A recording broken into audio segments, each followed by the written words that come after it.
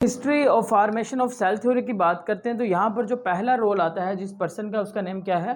Aristotle. Aristotle जो कि father of biology भी हैं। तो इन्होंने पहला पॉइंट दिया था, इन्होंने कहा कि अगर हम एनिमल्स की बात करते हैं या फिर अगर हम बात कर लेते हैं प्लांट्स की, अगर हम बात किसकी करते हैं? एनिमल्स की बात कर लें, या फिर अगर हम बात कर लेते हैं प्लांट्स की, तो एनिमल्स और प्लांट्स दोनों हैं आपके पास ऑर्गेनिजम्स, इनका आपस में कुछ ना कुछ रिलेशनशिप मौजूद है, यानी कि ये दोनों एक ही इंसेक्टर से मिलके बने हैं। आफ्टर डैट 1665 के अंदर देखें, 1665 से पहले की जो डेट है वो है 1595, और आपको याद होगा 1595 में क्या हुआ था? वेरी गुड, जो पहली माइक्रोस्कोप थी वो 1595 में बनी थी। ठीक है, कब बनी थी? 1595 में जकरियास जॉनसन ने जो पहली माइक्रोस्कोप बनाई। उसके बाद अगर आपसे पूछ लिया जाए कि सेल कब डिस्कवर हुआ, तो आपने याद रखना है कि एरिस्टोटल के बाद जो सेकंड आपके पास बायोलॉजिस्ट आया था जिसने इसको डिस्कवर किया था, that was the Robert Hooke. क्या नेम था उसका? ये सारे के सारे यहाँ से एमसीक्यूज बनेंगे। तो रॉबर्ट हुक ने क्या चीज काम किया? Discovers the cell. उसने किस चीज को डिस्कवर किया? सेल को डिस्कवर किया। कब डिस्कवर किया? इन 1665 के अंदर। अब उसने डिस्कवर कैसे किया बच्चे? उसने क्या किया, उसने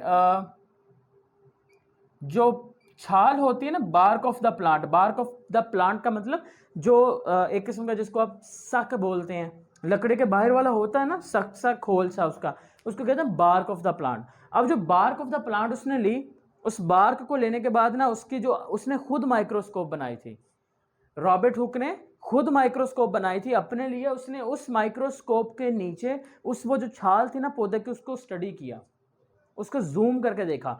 जब उसने जूम करके देखा ना, तो उसको उसके अंदर वो जो छाल थी ना, छाल को जब वो जूम करता गया तो उसको फाइनली उस छाल के अंदर इस तरह से कुछ खाने नजर आने शुरू हो गए।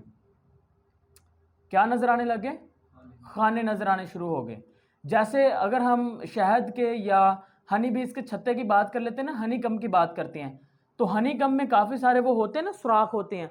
उसको सेम टू सेम जब वो अपनी माइक्रोस्कोप के नीचे उस जो दरख्त है उसकी छाल को स्टडी कर रहा था, उसको हनी कम्स की तरह के छोटे छोटे सुराख नजर आने शुरू हो गए, इस तरह के। और उसने क्या किया, उसने इन सुराखों को, इन कंपार्टमेंट्स को क्या नाम दे दिया? He called it a cell का नाम दे दिया। समझ आ गई बात? सेकंड चीज 1674, यहां पर एक साइंटिस्ट है, उसका नाम है एंटोन लेवॉन हुक।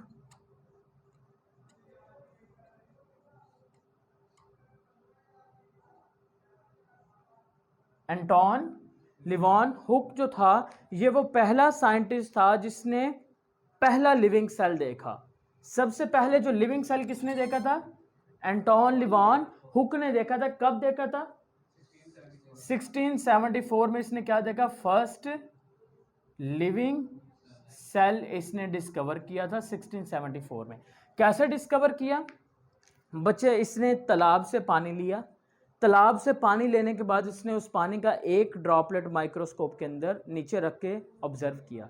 जब इसने तालाब के पानी का एक कतरा उस माइक्रोस्कोप के नीचे रख कर उसको ऑब्जर्व किया, तो इसको पता चला उस पानी के कतरे के अंदर काफ़ी सारे लिविंग चीज़ें थी, छोटे छोटे जानदार थे। तो पहला जो लिविंग सेल है वो किसने देखा है? वो देखा है एंटोन लेवॉन हुक ने देखा है। और कब देखा है? आपने याद रखना है 1674। ये भी एमसीक्यूज आ गया। नेक्स्ट आपका एमसीक्यू है 1831 को क्या हुआ था। यहां पर मैंने बात की रॉबर्ट हुक की, लेकिन यहां पर हम बात करेंगे रॉबर्ट ब्राउन की। किसकी बात करेंगे? रॉबर्ट ब्राउन की। अगर हम रॉबर्ट ब्राउन की बात कर लेते हैं तो रॉबर्ट ब्राउन ने डिस्कवर किया था nucleus. Nucleus in cell. Nucleus in कब किया? 1831 में। अब इसका जरा कनेक्शन देखना। 1665 के अंदर जब रॉबर्ट विटेकर ने सेल को डिस्कवर किया, तो उसने कहा कि सेल जो होता है ना वो खाली होता है, सेल के अंदर कोई चीज मौजूद, क्योंकि उसके पास माइक्रोस्कोप इतनी एडवांस नहीं थी कि वो सेल के अंदर भी देख सकता। जब माइक्रोस्कोप एडवांस बने तो रॉबर्ट ब्राउन ने स्टडी किया कि सेल खाली नहीं है बल्कि सेल के सेंटर में कुछ इस तरह से चीज़ें मौजूद हैं, और इसने वो जो सेंटर के अंदर जो चीज़ें मौजूद थी सेल की, उसको क्या नेम दे दिया? He called it a nucleus. क्या नेम दे दिया? न्यूक्लियस का नेम दे दिया। और किसने डिस्कवर किया? रॉबर्ट ब्राउन ने। उसके बाद जो डेट आती है वो है 1838। मैथ्यूस शैलिडन, मैथ्यूस शैलिडन, इसने क्या डिस्कवर किया? इसने क्या किया? इसने बच्चे स्टडी किया था प्लांट टिश्यू को। प्लांट टिश्यू को जिस बंदे ने स्टडी किया है वो आपके पास है मैथ्यूस शैलिडन। कब स्टडी किया था इसने? 1838 में किया था। और ये भी याद रखना है कि जो 1838 है, इसने जो सेल थ्योरी है उसका पहला पॉइंट भी किसने दिया था? मैथ्यूस शैलिडन ने दिया था। सेकंड जो साइंटिस्ट है वो था एक ज़ूलॉजिस्ट, जर्मन का एक ज़ूलॉजिस्ट था जिसका नाम था श्वान। श्वान, थ्योडर श्वान, THEODER, ठीक है। जो श्वान था, श्वान ने, क्योंकि वो ज़ूलॉजिस्ट था तो वो जाहिर बात है एनिमल को स्टडी करेगा, तो उसने किस टिश्यू को स्टडी किया था? एनिमल्स टिश्यू को स्टडी किया था। और इन दोनों ने जब स्टडी किया, फिर इन दोनों ने अरिस्टोटल की जो बात अरिस्टोटल ने कही थी कि एनिमल्स और जो प्लांट है उनके अंदर कुछ ना कुछ कॉमन चीज़ें मौजूद हैं, वो बात साबित किसने की? मैथ्यूस शैलिडन और श्वान ने। और इन्होंने कहा कि जो एनिमल हैं या प्लांट टिश्यूज़ हैं ये किस चीज़ से मिलकर बने हैं? ये छोटे छोटे सेल से मिलकर बनी। और कब बात ये पता चली? 1839 में। उसके बाद 1855 देखें, 1855 में एक और साइंटिस्ट आया, उसका नाम था रॉडल्फ विर्चू। रॉडल्फ विर्चू 1855 में। उसने यहां से शॉर्ट क्वेश्चन बचेगा बच्चे, बनेगा। उसने कहा ओमिनस सेलुला ए सेलुला, ओमिनस सेलुला ए सेलुला, इसका मतलब क्या है? इसका मानना यह था कि ओमिनस सेलुला ए सेलुला का मतलब यह होता है कि जो नए सेल बनते हैं, नए सेल कहाँ से आते हैं? इसने कहा था जो नए सेल आते हैं ना वो पुराने सेल से ही आते हैं। इसका क्या कहना था? इसने कहा जो नए सेल आ रहे हैं वो कहाँ से आ रहे हैं? पुराने सेल से आ रहे हैं। यानी कि सपोज डैट ये आपके पास एक ओल्ड सेल है, जब ये ओल्ड सेल डिवाइड होगा तो ओल्ड सेल के डिवाइड होने से क्या बन जाएंगे? दो नए सेल बन जाएंगे।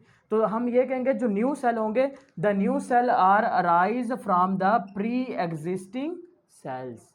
New cell are arise from pre existing cells. जो पहले से सेल मौजूद हैं उन सेल से कौन से सेल बनेंगे? और ये कहा किसने?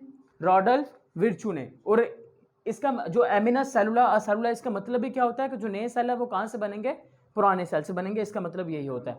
और ये इसी के ऊपर शॉर्ट क्वेश्चन बनता है। नहीं, ये वो नहीं है, नहीं वो और चीज़ है।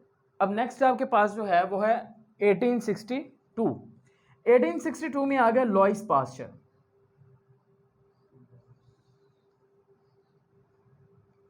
इनकी जो बात है ना ओमिनस सेलुला असेलुला, उसको प्रूफ कौन कर रहा है? उसको प्रूफ किया किसने? लॉइस पास्चर ने। Proved by Pasteur. और कही किसने? रॉडल्फ विर्चू ने। और इन तमाम लोगों के काम के बाद एक सेल के मुतालिक तीन चीज़ें हमें पता चल गई, उसको हम क्या कहेंगे? सेल थ्योरी का नाम देते हैं। क्या नाम दे देंगे? अब क्या क्या चीज़ें हमें पता चली? हमें पहली चीज़ तो ये पता चली कि कोई भी जो जानदार है उस जानदार की ज़िंदगी का जो सबसे छोटा यूनिट है वो क्या है? सेल। तो हम पहला पॉइंट क्या कहेंगे? All organism are made up of cell. Very good. All organism made up of cell. Second point, जब रॉबर्ट ब्राउन ने डिस्कवर किया था सेल को तो उसने कहा सेल खाली नहीं है बल्कि उसके सेंटर में क्या है? तो सेकंड पॉइंट क्या आ गया? Nucleus is present in the centre of cell. Nucleus is present in centre of cell. और तीसरी चीज जो साइटोप्लाज्म होता है बच्चे, वो सेल को न्यूक्लियस को घेर लेता है। Cytoplasm surrounds the nucleus. अब साइटोप्लाज्म क्या होता है? साइटोप्लाज्म एक फ्लूइड मीडियम होता है। देखें ये जो पॉइंट है ना, ये वाला साइटोप्लाज्म वाला, ये न्यूक्लियस से ही रिलेट करता है। जो सेल थ्योरी का तीसरा पॉइंट है ना, वो ये है जो रॉडल्फ विर्चू ने दिया। तो इसने क्या कहा था? All cell are arised from the, that is the last point of the cell theory. All new cell arise from pre या प्रीवियस सेल्स। समझ में आ गई बात? सो यहाँ पर जो सेल थ्योरी है वो आपकी कंप्लीट हो रही है। यानी कि एक सेल को देखने, एक जो सेल होता है वो आपके पास इस तरह से होता है। ये सेल के अंदर आपको देखने को मिलेगा इस तरह से लिक्विड मीडियम, जिसको हम कहेंगे साइटोप्लाज्म। साइटोप्लाज्म और सेल के सेंटर के अंदर आपको इस तरह से एक न्यूक्लियस देखने को मिलेगा। तो यही वो बातें कर रहे हैं कि कोई भी जो जानदार है उसकी ज़िंदगी का सबसे जो छोटा यूनिट है वो है सेल। सेल में फ्लूइड मीडियम होगा जिसका नाम होगा साइटोप्लाज्म। सेल के सेंटर में क्या होगा? और जो नए सेल होंगे वो कहाँ से बनेंगे? अब ये जो आप ऊपर आप चीज़ें देख रहे हैं सारे के सारे एमसीक्यूज टर्म है। और यहाँ पर जो टर्म आपने पढ़ी है, this term is used for the short question, that's name is the cell theory. Is it clear?